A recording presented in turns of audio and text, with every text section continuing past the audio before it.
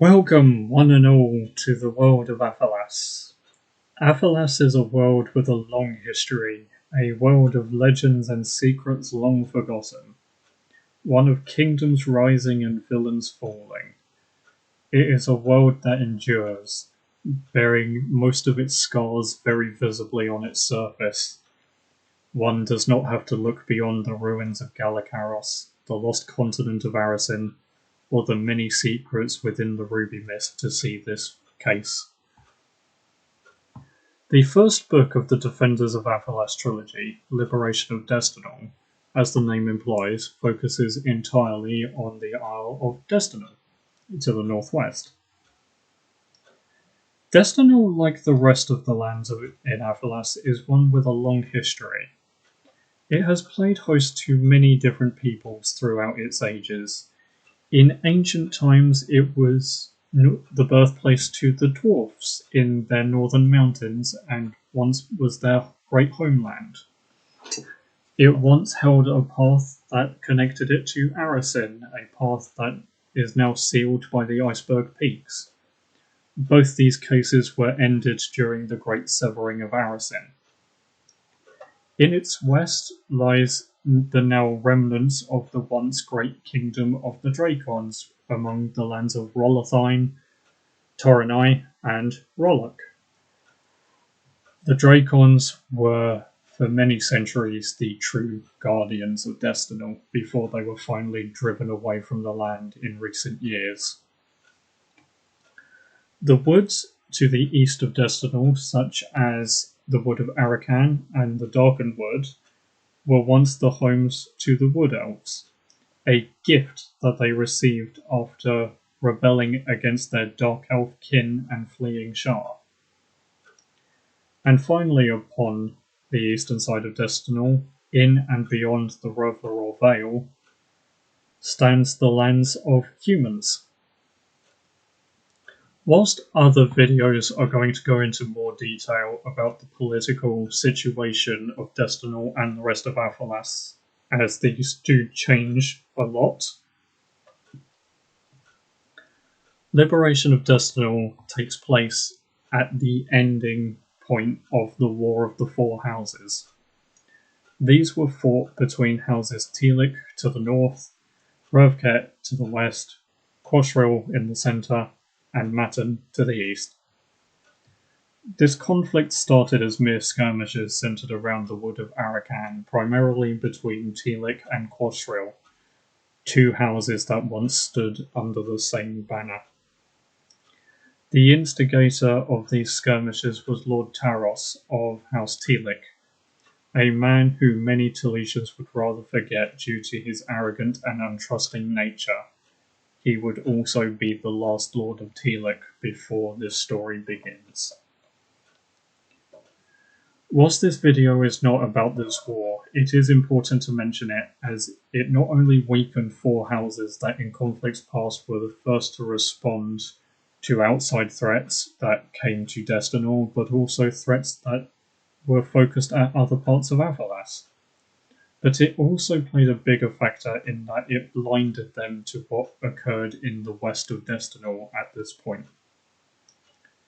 Just before and during the War of the Four Houses, the Dracon Kingdom of Darenthal had fallen into internal strife, something that was in part works of the Cunroke Tonreef through his trusted agents and corrupting voice, whilst the humans closest either turned a blind eye or fought amongst themselves.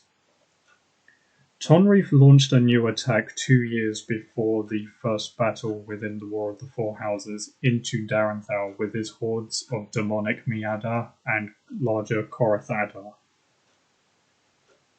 The Dracons fought hard as they always had done, but had been heavily wounded by their internal struggles and now lacked pretty much any coordination between their different areas, and were isolated and defeated, finally being driven away from Destinal, leaving just the noble houses of the humans and the Temple Guard of Galeria as the last protectors of Destinal. We now come to a character whose decision has impacts far beyond his predictions. Lord Doneth of Rovcat had recently taken over the lordship of Rovcat after his predecessor, Lord Dorak, fell at the Aphalas Cove. He had now, towards the end of the War of the Four Houses, more or less turned his attention back west towards the rising troubles with their rivals House Hillor, the two only being divided by the Spire Hills. This hatred between these two houses dated back to the original rebellion of the Hill, where the ancestors of House Hillor overthrew and broke off from the kingdom of Rovlaror. Untrusting of what they might do, but aware that the Taletians, after making peace with Matin and Quatril, now finally returning to the war, turned their sights back west and prepared to march. Though at this point Lord Taros had been slain and Tevic had been with no lord or lady. Doneth decided to send half of the Rovkaian army through an ancient mountain pass that went through the regions of Dothasir and Donasir, that led straight into the heart of Tevic in the region that was once known as the Salbanoth, the Winter Mists. It now played host to the capital of Telik, Cath Imril, a city that was constructed from both the ancestors of houses Telik and Quatril, as well as the Wood Elves, as a sign of victory over Tonreef's original attacks, and a sign of friendship between their peoples. It is the siege and battle for Cath Imril where the story of liberation of Destinal truly begins. The first book, and for the most part the rest of the trilogy, follows the efforts of individuals from primarily House Telik, as they not only make efforts to try and coordinate a defense of Destinal from Tonreef and other threats in the future, but it also sends them down a path of rediscovery of the true scale of Aphalas and what goes on the other isles that for many years now they had been nothing but blind to.